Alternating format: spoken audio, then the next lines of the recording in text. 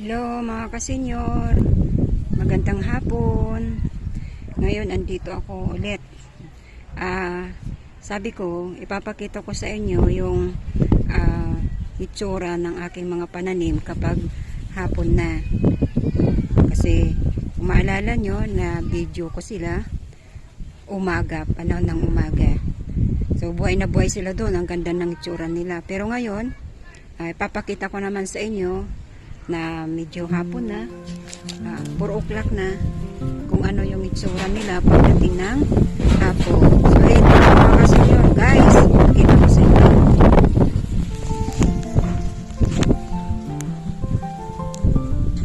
Ayan sila mga kasenyor, ganyan ang itsura nila. Tingnan nyo, para silang mamamatay na.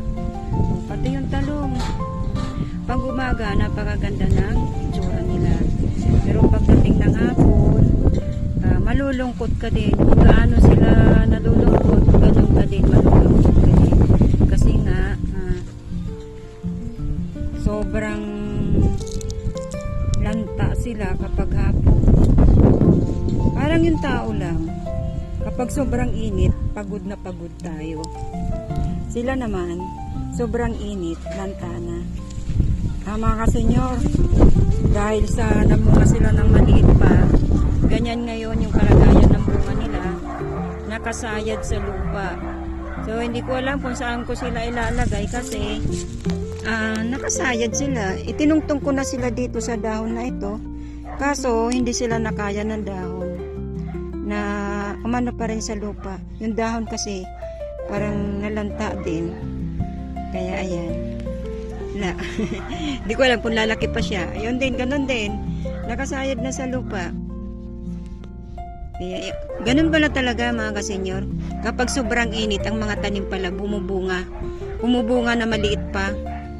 Instead na lalaki sila, tatangkad pa ng ganun, katangkad bago magbunga, maliit pa, ganyan pa lang nagbubunga na dahil sa napakainit. Yung pala yung yung nangyayari sa tinig kapag sobrang mainit. O ngayon ko lang napag-alaman na ako'y nag-hardin. Ayun. So kasi sa bahay, hindi sila gaanong nainitan dahil nakaano sila sa bahay ko. So nainitan lang sila pag umaga, pero pag sa hapon, hindi sila mainitan kasi nakatago sila sa bahay ko. Kaya tumataas muna sila bago sila mamunga. Ang diferensya pa, yung bunga nila hindi gaano din makabuelo, hindi lumalaki. Bansot din. Kung paano sila bansot din yung mga bunga nila. Ayan.